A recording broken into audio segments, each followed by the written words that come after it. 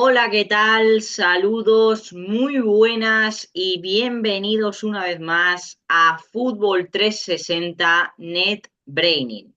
Como digo yo siempre, no a mi canal, sino a vuestro canal. Pues hoy vamos con un nuevo vídeo de la pizarra del estratega. Volvemos con el análisis del Club Deportivo Mirandés, esta vez una derrota por 1-0 ante el Tenerife en el Heliodoro Rodríguez López. Saludamos como siempre a Marcos López Aragón. ¿Qué tal, Marcos? Muy buenas. ¿Qué tal, Víctor? ¿Cómo estás? Un placer saludarte como siempre para analizar en este caso dos derrotas consecutivas del Mirandés. La primera que le deja fuera de la Copa del Rey y la segunda en Tenerife con un rendimiento muy por debajo de lo esperado. Bueno, pues como siempre vamos a empezar por los nuestros, vamos a empezar por el Mirandés y luego ya nos vamos un poco hacia el equipo de Pepe Mel. Primera pregunta, Marcos, fácil, cortita y al pie. ¿Por qué Gorrocha vuelve a jugar como pivote único? Pues no lo sé, no lo sé, no tengo explicación, pero hay una cosa que parece bastante clara y es que el Mirandés juega muchísimo mejor cuando defiende con cuatro que cuando defiende con tres en el medio campo. Es decir, cuando defiende en 5-4-1 y 3-4-3 en presión avanzada ante la salida del rival, que cuando defiende con el 5-3-2, que además el 5-3-2 te obliga a replegar más. Es decir, está comprobado que para presionar alto, la primera línea de presión tiene que ser al menos de tres jugadores. No puede ser ni de dos ni de uno. Por eso es tan difícil presionar hoy en día alto con 4-4-2, pregúntaselo al Real Madrid, o con 4-2-3-1, pregúntaselo a muchos equipos de la segunda división. Esos sistemas de uno o de dos elementos en primera línea de press no te permiten presionar alto y por lo tanto tienes que ir buscando un bloque medio o un bloque bajo. En cambio, el Mirandés, sobre todo en los partidos que juega en casa, le estamos viendo ya de manera más o menos acostumbrada, salvo el día del Granada, por cierto, que fue el partido que perdió y el partido que peor jugó en casa. Pero si cogemos, por ejemplo, el partido del Eibar y el partido del Huesca, el Mirandés, cuando tiene el balón, efectivamente ataca en 5-3-2 o en 3-5-2, me da igual, con los dos carrileros, tres en el medio y dos puntas, sea dos delanteros centros natos como Iceta y Panicheri, o un delantero centro nato y un segundo delantero cuando juega Joel Roca. Pero defiende en 5-4-1 o 3-4-3 cuando presiona alto, es decir, el doble pivote, la zona central, el pasillo central lo asegura con Gorrochateri y Matis Lachier.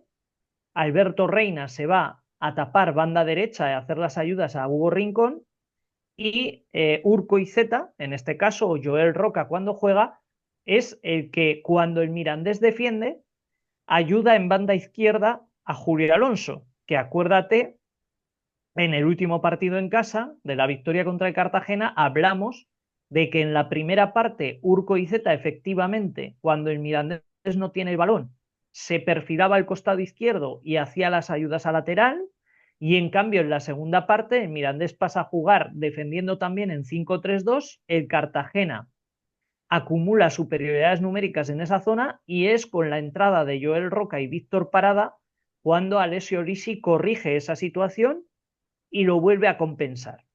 Bueno, pues esto que está funcionando bien, por lo que sea, normalmente en los partidos de fuera de casa, el Mirandés no defiende en 5-4-1, en 3-4-3, sino que defiende en 5-3-2, lo que provoca, uno, que sea más fácil para el rival llegar por fuera, y segundo, que el Mirandés no pueda mantener durante mucho tiempo un bloque más alto y por lo tanto se vea obligado a replegar. Entonces, pues realmente no lo sé, o sea, creo sinceramente que el equipo ya ha dado muestras claramente de que se encuentra muchísimo mejor cuando no se acula, cuando no tiene que replegar tanto en bloque bajo, y para eso es necesario doblar las bandas y poner una primera línea de presión de tres elementos. Así que, bueno, hombre, para aprender perder, se suele decir, ¿no? Lo que pasa es que, bueno, estos dos traspiés consecutivos, pues bajan un poco el suflé, porque te quedas sin el torneo de la Copa, algo que podía ser hasta cierto punto esperado, y en el vídeo anterior yo casi te lo anunciaba. Yo decía que el Mirandés no iba a llegar a jugar contra un Primera División. Pues fíjate, nada más allá que perder contra un equipo de Segunda Federación, y en el caso de Tenerife, pues desaprovechar una grandísima oportunidad para haber al menos sumado un punto contra un rival que parece que este año está llamado a luchar por la permanencia. Sí, un rival que este año va a estar en tu liga y es frustrante porque al final se supone que el partido que deberíamos haber ganado era el del Tenerife, porque el del Cádiz se presenta muy difícil, aunque ha empezado mal, pero tengo la sensación de que el partido del Cádiz va a ser muy difícil, sobre todo por la plantilla que tiene. Puede venir de ahí la falta de iniciativa del equipo, yo creo, por lo que tú has comentado respecto al sistema, te llegan por fuera, te obligan a replegar más, por lo tanto, tú pierdes intención ofensiva. Bien, ahora te quiero hacer otra pregunta, Julio Alonso. Yo no le vi bien. ¿Crees que es el momento de que Víctor Parada se incorpore como carrilero izquierdo titular? Pues no lo sé, hombre, está claro que la gestión que está haciendo Alessio Lisi de la plantilla es de una rotación corta, con 11 titulares o 12. Podemos considerar que el puesto 12 se lo disputan entre Urco y Zeta y Joel Roca. Luego ahí tenemos 11 más 1, 12 jugadores. Eguiluz, 13, que ahora está entrando por las lesiones de Tachi y Sergio Postigo. El propio Sergio Postigo, 14, y Víctor Parada, 15, ¿vale? Porque el resto, la participación de Omenchenko, de Basinga, de Ander Martín, es prácticamente testimonial hasta el momento, ya con una muestra más que representativa de 13 partidos de liga, ¿no? Para mí, sinceramente, analizando el 11 inicial del Mirandés, llevo ya tiempo diciendo que la pieza que se me queda más floja es la de Julio Alonso. Es decir, para mí en el GRL individual del 11 inicial del Mirandés, el que peor lo está haciendo, entre comillas, es Julio Alonso. Y no lo está haciendo mal, ¿eh? Simplemente tengo la sensación de que, De que respecto al nivel eh, general flojea. sí, de que está más bajo que los demás, efectivamente. Y eso pudiera dar con un mayor minutaje de Víctor Parada, seguramente. Yo llevo ya tiempo diciendo que Víctor Parada me parece un jugador más completo, lo primero porque es más prometedor, es más prospecto de joven jugador que pueda llegar a la élite. Segundo, porque me parece más completo a nivel técnico. Tercero, porque me parece más completo a nivel táctico, porque puede jugar de lateral largo, lateral corto, incluso central izquierdo, y también porque me parece más completo físicamente. Primero, porque es un jugador más alto y más fuerte, y segundo, porque es un jugador más polivalente, más multifuncional. Entonces, tengo la sensación de que con el paso de la temporada, seguramente Víctor Parada termine acumulando más minutos que Julio Alonso, vamos a decirlo así, ¿no?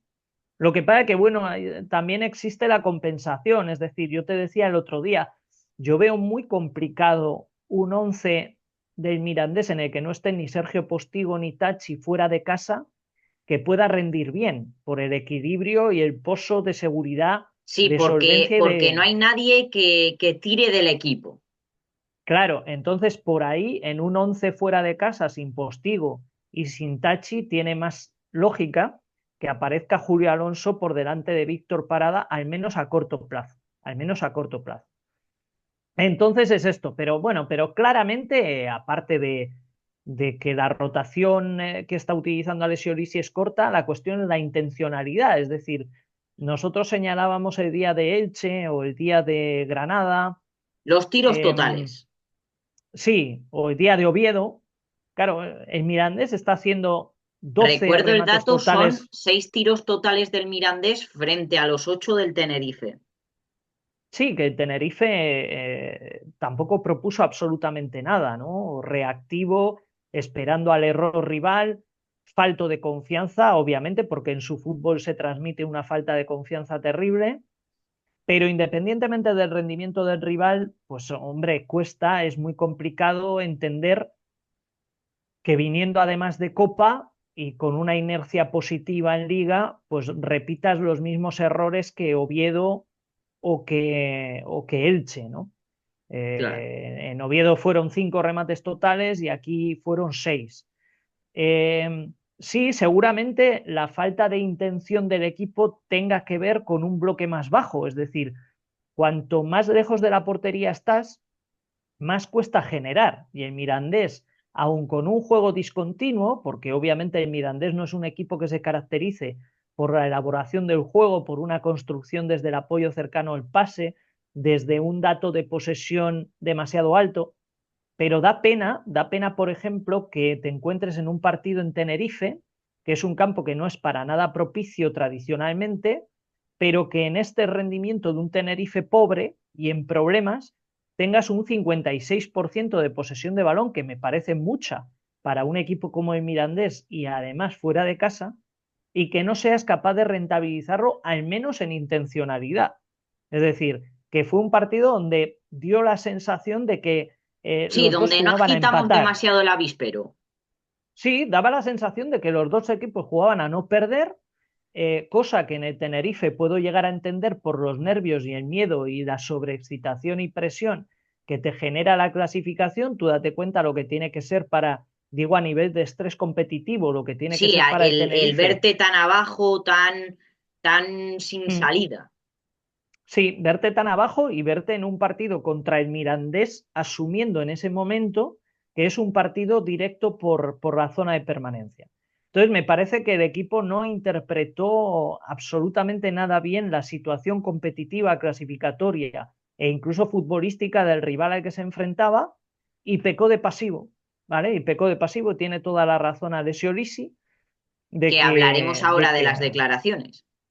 sí, entonces tiene toda la razón, tiene toda la razón. Ahora hay que buscar los porqués y solucionarlo, porque sus declaraciones están cargadas de conocimiento y, y prefiero no tomarlo como un presagio, porque fue el propio Alessio Lisi el que en una rueda de prensa en la que yo estuve presente, que era la de valoración del mercado de invierno, se le vio tremendamente preocupado. De hecho, Alessio Lisi me parece que no tiene filtros, es decir, que se denota cuando está contento, cuando está enfadado, cuando está preocupado. Y en esa rueda de prensa de valoración de mercado de invierno dijo textualmente: nosotros, si nos salvamos en la última jornada, estaremos contentos. Coño, y lo clavó. Nos salvamos en la última jornada. Bueno, en este caso, Alessio Lisi dijo textualmente en rueda de prensa que lo que está consiguiendo el Mirandés en este comienzo de temporada es un milagro, ¿vale? Un milagro, y y que si el equipo no reacciona bien al aprendizaje competitivo de partidos tipo el de Tenerife, no es que la temporada se le vaya a hacer muy larga, como ponen los compañeros de Onda Rojilla, dijo eterna. Eterna. Eterna. Bueno, también puede tener más razón o menos, pero el problema del fútbol de hoy es que el echarle la bronca a los jugadores en público no está bien visto. A ver, que son chavales, no te van a protestar, pero no sabemos cómo se han tomado ellos estas declaraciones. Yo no sé si las han tomado a modo de aprendizaje y van a salir mucho más motivados contra el Cádiz, o si realmente se las han tomado mal y el Cádiz les va a desmontar. No sé cómo se habrá tomado No esto. hay, a ver, yo tengo clara una cosa por mi experiencia, que creo que ya va siendo más que dilatada. Yo te diré que esas declaraciones solamente se pueden hacer si tienes un control total y absoluto del vestuario. Si no, no las puedes hacer. Entonces entiendo que Alessio Lisi en la configuración de este grupo de jugadores, de esta plantilla, tiene efectivamente el control total y absoluto del vestuario. Entonces se puede permitir este tipo de declaraciones en un momento muy puntual de la temporada, donde, bueno, esto la prensa lo llamaría aviso a navegantes, ¿no? Entonces puede ser un aviso a navegantes, un toque de atención, como también se suele decir en el argot futbolístico, y el equipo reaccione bien. Yo creo, de hecho, que el equipo va a reaccionar bien. Ahora también comparto la preocupación del entrenador porque en esta competición no te puedes dormir. Ya lo vimos el año pasado, que una racha de 4 derrotas consecutivas en 5 partidos, coincidiendo además con la lesión precisamente de Tachi, volvió a meter al equipo en graves problemas clasificatorios y lo mantuvo ahí hasta el último día de la temporada. Entonces, quiero decir que me parece razonable hacer este alegato Hombre, lo bueno que tiene al antes de nada, equipo. lo bueno que tiene es que el equipo en casa es muy reactivo. Entonces podríamos agarrarnos a Sí, hacer de pero, Andúba un estadio muy fuerte. sí, sí, pero, quiero decir pero porque, y yo Sí, te esto me entiendo. voy a, no, voy a decir, voy a poner la venda antes que la herida para que no pase, o a hacer una especie de contragafe.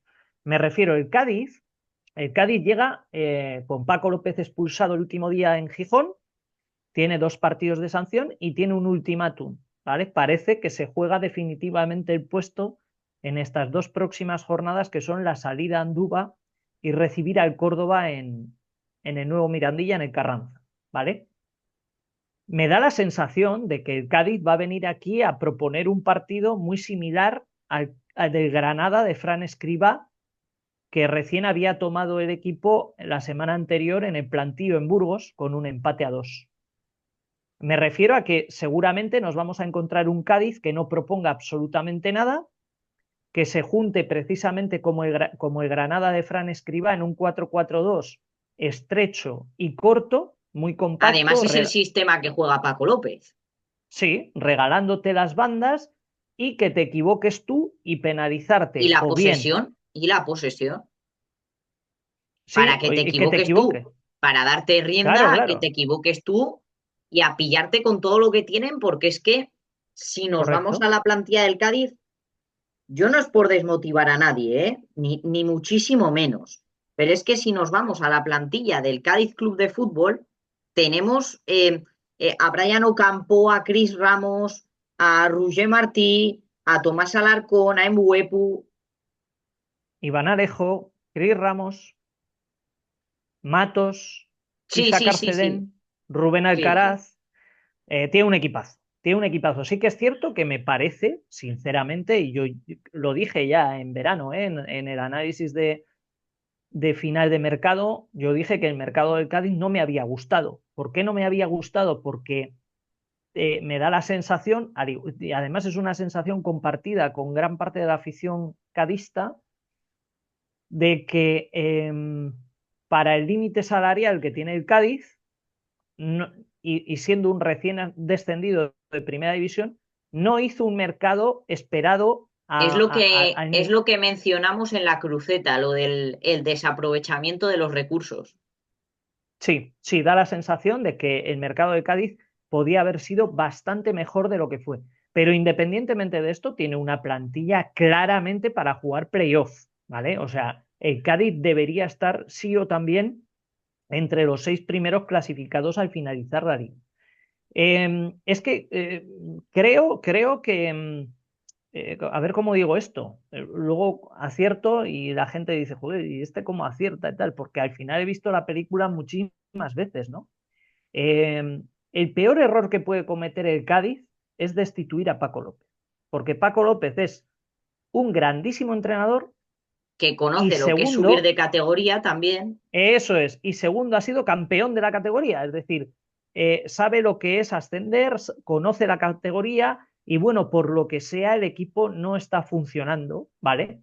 Claro, pero no está funcionando, pero no sabemos hasta qué punto, hasta cuándo no va a funcionar. Lo mismo vienen aquí a Andúa, funcionan, ganan, salva la cabeza, salva el match ball, recibe al Córdoba en un partido a priori asequible, entre comillas, para los intereses del Cádiz y detenemos con 6 puntos consecutivos en los 2 partidos de sanción del entrenador y puede ser el punto de inflexión que necesita el Cádiz para terminar la temporada en playoff. ¿Vale? Esta película que estamos contando, que la hemos visto cientos de veces, porque tienen primero los recursos, segundo los jugadores y tercero el entrenador, es decir, el Cádiz tiene las tres cosas para acabar en la jornada 42 entre los 6 primeros de la liga.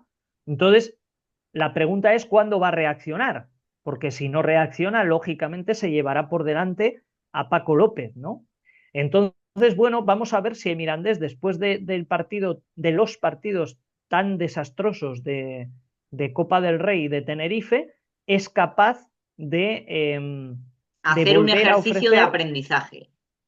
sí, no solo de aprendizaje, sino de intencionalidad. Es decir, la duda está en si vamos a ver el Mirandés del Huesca o del Eibar o el Mirandés del Granada, que también fue en Andúba, ¿no? Entonces, ahí está la pregunta. Y de ahí hay dos razonamientos. Uno táctico, y es qué ocurrió el día del Huesca o el día del Eibar que no ocurrió el día del Granada. Pues Por la doble supuesto. banda. Y de ahí tirar del hilo. Es decir, al final Alessio Lisi seguramente en su cabeza está todo esto que ha ocurrido.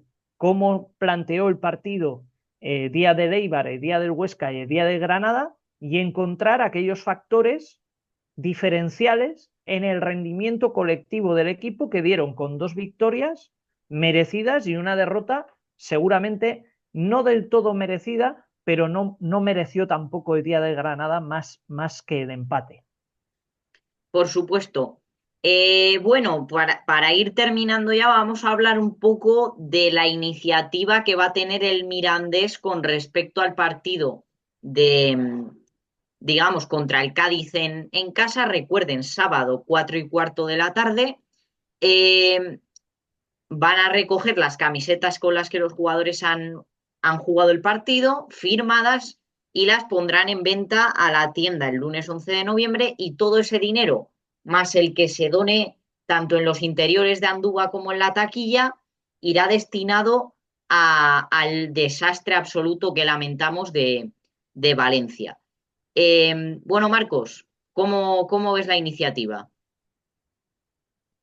Me parece fantástico. Todo suma, ¿eh? Todo suma. Al final se demuestra que querer es poder y que la voluntad hace mucho más que cualquier otra cosa, ¿vale? Lo primero, desde aquí, a título individual y a título nuestro, entre tú y yo, pues mostrar nuestro más profundo pesar por lo ocurrido y acompañar, digamos, en el sentimiento a la gente que ha perdido primero vidas humanas, segundo, seres queridos, familiares, amigos y tercero, por mucha gente que también lo ha perdido todo a nivel material, ¿no?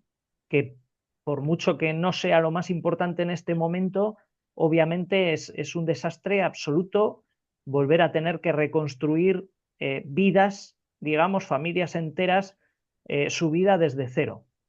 Bien, la solidaridad creo que va en el ADN español, creo que este tipo de cuestiones realzan lo mejor de nosotros en el colectivo y creo que somos un país que ha demostrado muchas veces que se reconstruye con mucha mayor facilidad que otros y que a pesar de las circunstancias yo lo que le pido a la gente es que se abstraiga de todo lo demás. Me da igual, yo no leo noticias, no veo televisión, no leo periódicos, no escucho radio más allá de deporte, pero estoy al tanto de la situación y no es momento ahora de pensar en otra cosa, en nada absolutamente que no sea ponernos del lado de las víctimas. Luego ya se depurarán las responsabilidades que hayan que depurarse, etcétera, ¿no? Pero no es momento.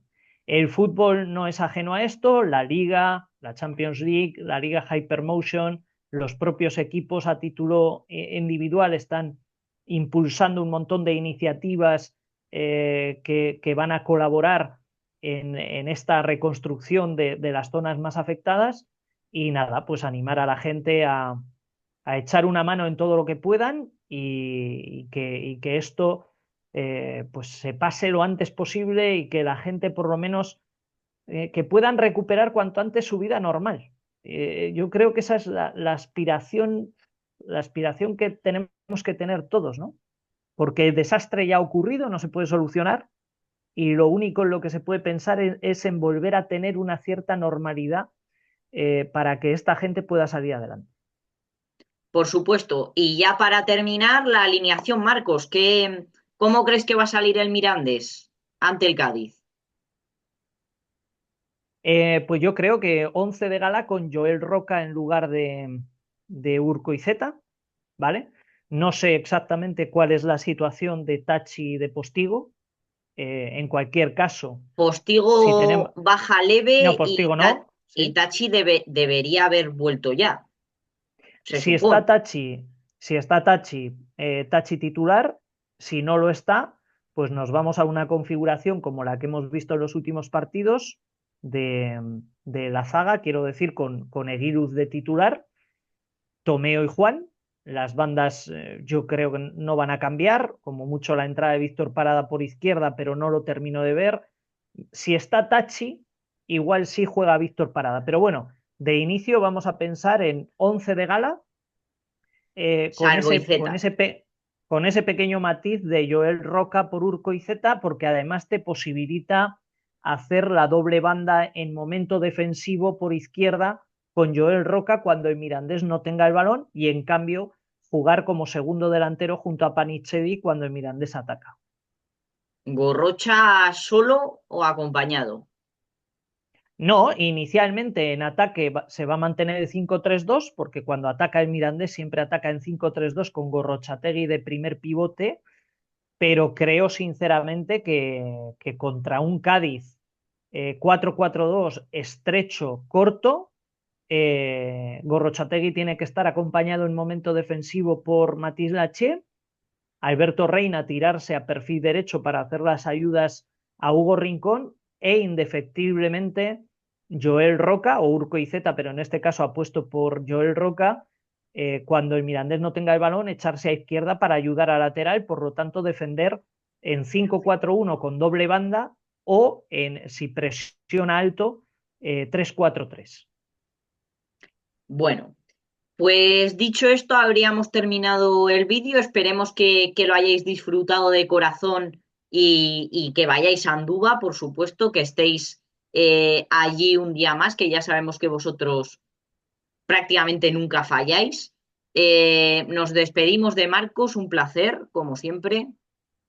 Un placer, Víctor, como siempre, encantado de colaborar contigo y hasta la próxima. Y dicho esto, pues ya vamos a ir cerrando el vídeo. Adiós, hasta la próxima.